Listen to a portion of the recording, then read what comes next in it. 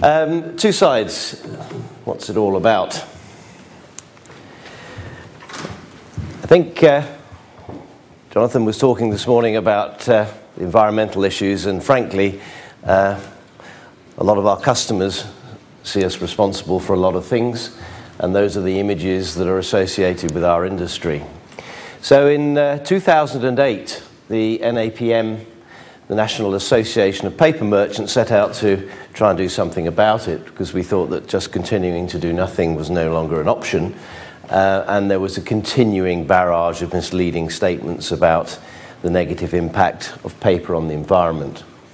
And we thought was going to be leading to an unnecessary erosion of the demand for paper and print if we let these stories gain even more credibility. So lots of people seem to be talking, no one was setting an example or taking a lead. And we had to refute this inaccurate and misleading information, but how do we approach the problem? So we put a small group together to devise some strategy. We recruited an environmental expert to do some research. We carried out some research of our own in terms of a poll of media buyers. We appointed some PR and design companies to develop and deliver the initiative, and we went out looking for some real killer facts that would knock 'em bandy, as they say. And what did we find? None at all. The environmental debate is, as we realise now, too complex to simplify. It's too emotive to treat lightly, and it's far too serious to get wrong. And that's where we came up with the two sides message, very much needing to understand both sides of the argument in order to put our own point of view forward authoritatively and credibly. So there are two sides to every story. Print and paper have a great environmental story to tell besides popular misconceptions.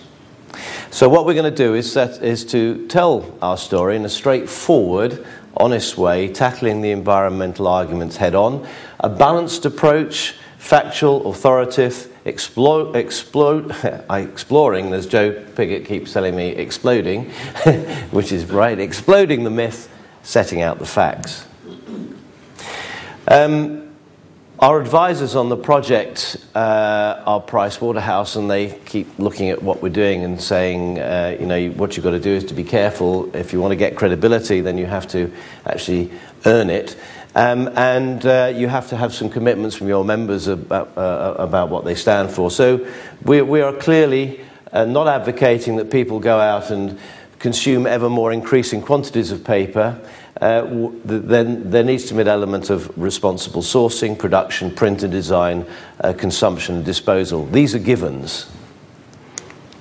So what do? We gathered facts, we produced a little booklet, we put a CD together, we developed a website, we got some PR, which I hope you've seen in the press about our progress. We started to engage the wider print and paper industry. So just to summarising the research, what did it tell us? The survey of media buyers. These are the people who can choose to put their message print on paper, on Google, on TV, on the radio. What did they think about paper? And this is the key findings. 56% preferred media-based communications for greater impact. So there's still a really good base of faith in our products. But 80%, of course, not surprisingly, admit that environmental considerations play a big role in paper purchasing decisions.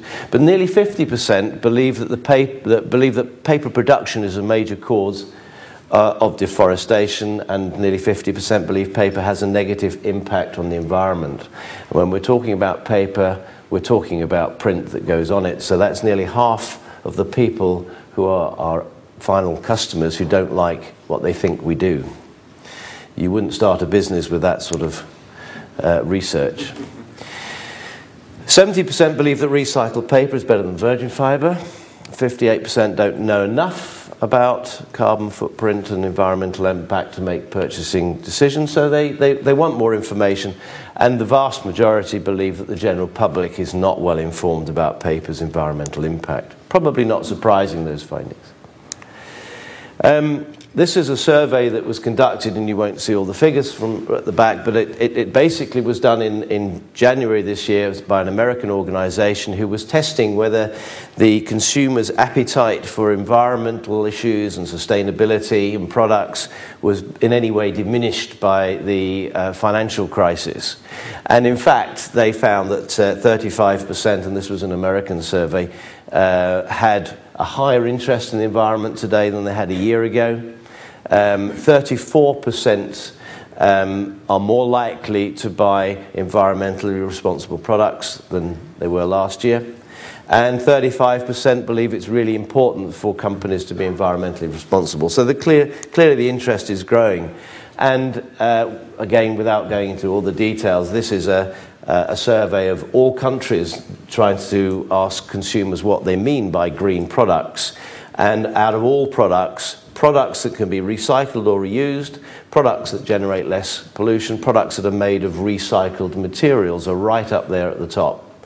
This is, a great opportunity, and it reminds us that our industry is based upon a renewable and recyclable product, and therefore the thing that gets us into trouble, which is the issue about trees, is actually the thing that we should be shouting from the rooftops that makes us sustainable. And right at the top again of all products, on the right-hand side, paper and packaged products, people who sometimes and people who always buy what they call green products. Paper and packaged products are right up there at the top. It's a high on the consumer's agenda is paper and packaging. Again, rather too much detail at the back, but this is a scale. There's two scales. One on the bottom, this is people who believed that environmental products offered a greater quality than normal or other products. And on the left-hand side, a scale of people who are prepared to pay more for environmental products. So right on the top here, we've got fresh meat, fruit and vegetables. Not surprising, these are products which people believe, I suppose that means organic in that sense, and they're willing to pay more and they believe they're of higher quality. Unfortunately, you can't read it, but right down at the bottom it says paper. And this wasn't done for the paper industry, it just happened to be mentioned. So paper is clearly not a product that people are regarding as higher quality if it has environmental credentials, nor are they prepared to pay more for it. It's just a given in our industry that we have to produce sustainable products. So to summarize, increasing concern for the environment, increasingly consumers want to buy environmentally friendly products. Green are products that can be recycled, non-polluting, made from recycled fibre. Paper and packaging, absolute top priority. That means brackets, print, paper and packaging. And producers, and this, I didn't put the slide up here, but producers are not trusted to provide accurate information. Now this is another study, and there's plenty of them out there. The more you can provide a greater, if it's a company, if it's an organization, if it's a whole sector, the wider it is, the more credibility it has. And that lies at the basis of the Two Sides campaign. Bringing everybody together to spread the message will have greater credibility. So we believe that print and paper has a great environmental story to tell, but how do we do it? Now, there are various messages out there that we're going to capture, and there are plenty of them. These are just a few examples. Forestry, paper and packaging are amongst the most sustainable industries in existence. That's a Pricewaterhouse study. And Jonathan Porritt, it's interesting. Many of you have heard of him, UK Sustainable Development Commission and founder, Forum for the Future. There aren't many industries around that can aspire to becoming genuinely sustainable. The paper industry, however, is one of them. It is inherently sustainable. An independent organisation called the World Resources Institute talks about wood and paper-based products produced in a sustainable manner being a wise choice because they come from a renewable resource. They capture carbon, they store carbon, they are recyclable. There's plenty of good stories out there, and many of the scare stories are not based upon facts. Deforestation is generally occurring in the tropics. And there, it's not necessarily for paper. We're the companies are there probably not guiltless, but there are many other reasons. Deforestation for agriculture or for domestic fuel requirements are the main issues in those countries. So we're going to set out the facts, and some of these may surprise you. The paper industry in Europe sources more than 80% of its wood and its wood pulp from within Europe. And the total area of European forest is now 30% larger than it was in 1950, and it's increasing by 1.5 million football pitches every year. 50% of all the paper used in Europe is made from recycled fibre. 54% of the energy consumed by the European industry originates from biomass.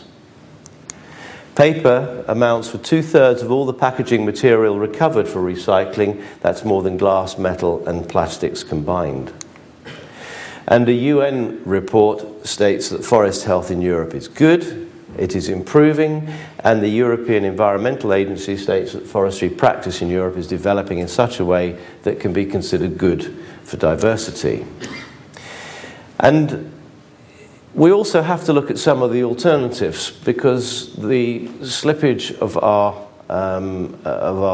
product sales to other media is often based on it's more efficient, it's more environmentally friendly. But if you look at some of the facts, the paper industry, this is in the US, consumes 75 billion kilowatt hours of energy. Sounds a big figure to me. But the US data center electricity usage in 2005 was 56 billion kilowatts and is growing at about 17% per annum. So it's probably overtaken it by now. The disposal of electronic goods, e-waste, is the fastest growing cause of toxic waste. Australian television advertising is producing 57 tonnes of carbon dioxide per hour. I knew an Australian like that once. Print and paper can aspire to be carbon neutral. I think we can only ever talk aspirationally about carbon neutrality. This is a very hotly debated subject, and I would advise anybody with caution to talk about carbon neutral processes and products. And some more figures. 2% of the UK's current energy requirement is demanded by data centres, roughly the same as the airline industry. Half the UK's energy requirements could be needed to drive laptops and PCs in the next 10 years. One email with a 400k attachment sent to 20 people is equivalent to burning a 100-watt light bulb for 30 minutes. 60-70% of our computers are left on all the time, which is equivalent to 1.5 billion kilowatts of power, or 1.5 billion one-bar electric fires on for an hour, cost of £150 million, 200,000 small family car equivalents. And the highest concentration of worldwide data centres apparently is in London. And for every kilowatt of power used by a server, another kilowatt is needed to cool it down. Now, we engaged as two sides with Anglian Water a little while ago, who were sending out their bills with, or sending out letters to their customers saying, please go to online billing, it's more efficient and you'll help save our forests.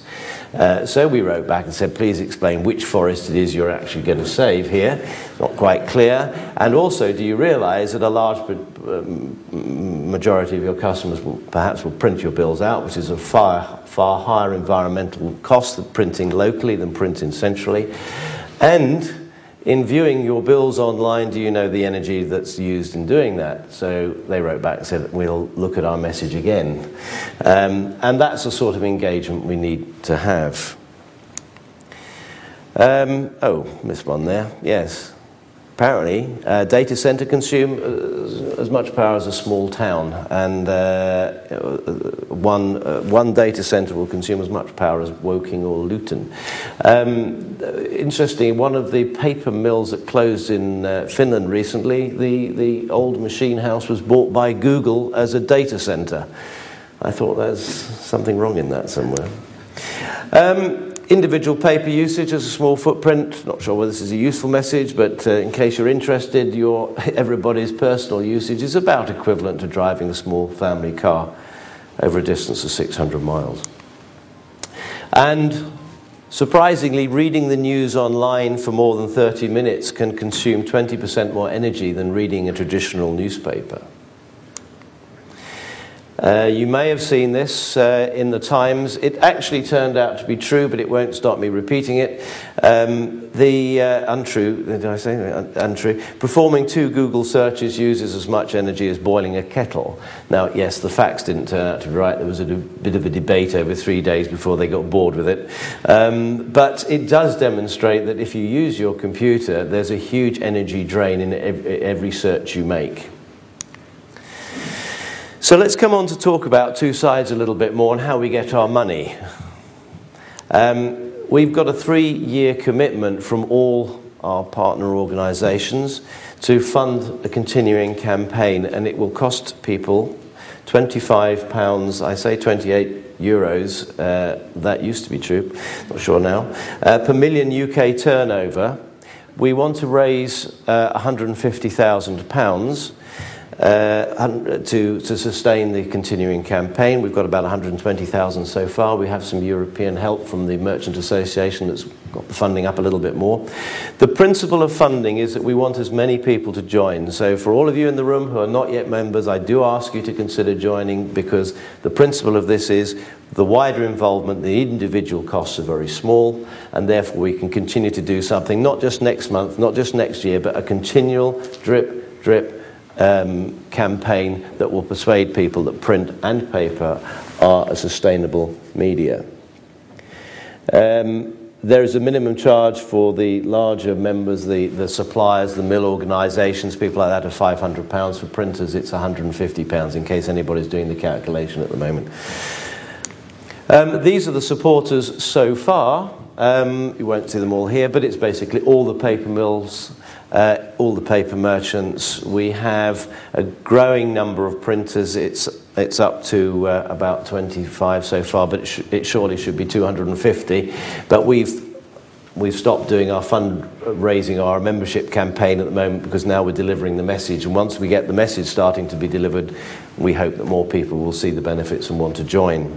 And we have a growing number of let's say non-papers and consumable people, Duplo, Sun Chemicals for inks, Fujifilm, and we have interest in some of the printing equipment people now. And we have some partner members who are helping us deliver the message. Representative bodies who joined include the government, the Office of Government Commerce, Department for Transport, and we have various other organisations like the IPIA who are associated members. And their role is to drive the message through the membership. So what are we going to do? We've created a management structure, we've got some charter and principles, we've created some imagery for advertisements and press releases. We're gathering together case studies. All the members are tasked with providing us with case studies that will show how they are improving products or productivity or customer benefits through sustainability. These will be sent to magazines. We will publish them on the website, so people that supply them will get publicity with them. And again, more publicity than you would get with a single company press release that may or may not get space. It will carry a greater message. We've got some fact gathering going on, some of the facts that I've given up there. We've got loads more that will be on the website and available for people. We're developing the website, which will go live next month. We've got one at the moment. It's a bit basic. But next month we've got a big website that will hold all this information, be downloadable, be very interactive. We're going to start refuting the misleading statements that are out there in the press when we find them. We've got a big marketing campaign starting. I'll tell you more about that. We're going to publish an annual report at the end of the year to tell everybody what we've done, and continue to fundraise and get more members. So that's the structure. We've got a management board. We've got a print and sustainability group, about 25 people that meet 2 or 3 times a year. We divide that into sector groups so that print is with publishing. We've got mills, merchants, the others at the moment in a catch-all group. They meet to discuss what messages we should put to market that addresses those particular sectors. So that's our mission, an initiative by companies from the graphic communications supply chain, from forestry, pulp, paper, inks, chemicals, pre-press, press finishing, publishing and printing. Tell me if I've forgotten anything in that. Our common goal is to promote responsible production and use of print and paper and dispel common environmental misconceptions by providing users with verifiable information on why print and paper is an attractive, practical and sustainable communications medium. And we've got principles, and I'll just read them out quickly. No, I won't. Yes, I will. We will conduct our businesses in an environmental and socially responsible manner. We support and will encourage forest certification schemes as well as the practical use of recycled fibre. We don't mind what we're promoting the whole industry here. I have a personal thing that the more badges we put on what we produce, the more we're saying that the other products which don't have the badges are somehow bad for us. So I think sometimes we make problems for ourselves in the rush to be more environmentally sustainable than our neighbour. And very clearly, two sides of course, supports forest certification, but not any one particular scheme. We will not knowingly purchase or we will employ procedures that are aimed at ensuring the purchase of raw materials from sustainably managed sources, measure and manage our environmental footprints. We support the implementation of effective recycling schemes and the eventual elimination of print and paper waste in landfill. We will improve the sustainability of our business operations. These are important statements, as our advisors tell us, gives us the credibility and authority to go out and say that and push our own messages. So getting the message across, where are we focusing? These are all the people that we talk to, but our focus clearly at the beginning is on media buyers and influencers, these people that we talked about earlier, who can decide which medium they're going to use for getting their message across. NGOs and government, we will engage as a lower priority, and whilst we want to educate the general public, we've got to realise that our budgets don't meet our ambitions, so we'll have to leave that for some other day. We've mapped out our particular target audience, and clearly on the right-hand side, advertising agents, politicians. This is a scale of influence and priority. So advertising agents, designers, trade magazines, politicians, huge, big influence, big priority. On the left-hand side, our own staff, our own people, perhaps not so influential, but it's a priority to get the message through our own organisations, because very often we're faced with customers who are asking us for facts and we don't have them.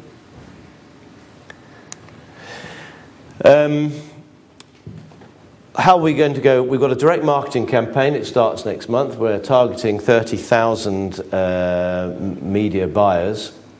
This is a campaign that will last over 12 months. You'll see advertisements in various magazines, but the direct marketing campaign is drawn from the databases that have been pooled confidentially and properly by all the paper merchants, all the paper mills, all those that are who are our members who have contacts in the right sector, because we know who all the people are. So let's pool them all together, dedupe them, cut out, avoid sending out the letter to Mr. Gone Away. Get it right. We've got 124,000 names that we've got to get down to 20 to 30,000 people. The website will be holding members' case studies, facts, details of the membership program, videos, newsletters, two-size imagery, links to partner sites, various other ways of blogs and RSS feeds, LinkedIn, I believe. I don't know how these things work, but it's very important, apparently.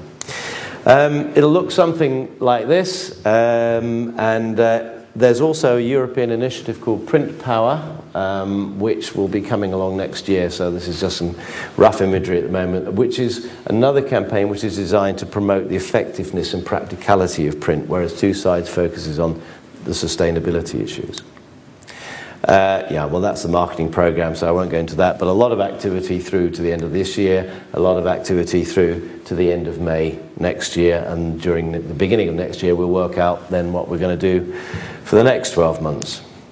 We're going to be sending the direct mail campaign is going to be a set of postcards with our imagery on them, with well-known illustrators with their own take. So it'll be an interesting pack which will create which people will want to open. Frankly, not much point promoting the print industry if we don't send some printed stuff out. This is some of the messages. You can't read the text, but it will say something like paper fibres can be recycled up to 6 times, so don't be afraid of using it with some, natural, renewable. The underpinning statement all the time, you can't read it, is recyclable, renewable, irreplaceable. We're changing that around a bit. I've got some later imagery, but this is only the last few days. And more of an emotional, let's try and get that connection now between what we've got and other natural products. We are an industry, probably the largest commodity industry in the world, which is based on a renewable product. All the other glass, metals, plastics, they don't have the good story that we have, but it doesn't stop them telling it. We've got a good story and we've never told it. To print or not to print, that's a question. We'll say, print responsibly, but don't worry. If you want to print, you print, but make sure you recycle. And what's the prize? By uniting with common purpose behind two sides, the graphic communications industry, led by sustainable and responsible forestry, paper production and printing, aspires to ensure that in a world of scarce resources, paper's renewable, recyclable and irreplaceable properties can be enjoyed for generations to come. Two Sides is further committed to ensuring that print and paper remains a versatile, effective and powerful means of marketing and communication, stretching the imagination and imparting knowledge. So I think we have a great environmental story to tell. We should tell it loudly, we should tell it more often. And I would welcome all of you who are not members to come and see me, and I'm sure I can whip up a subscription form very quickly. Thank you very much.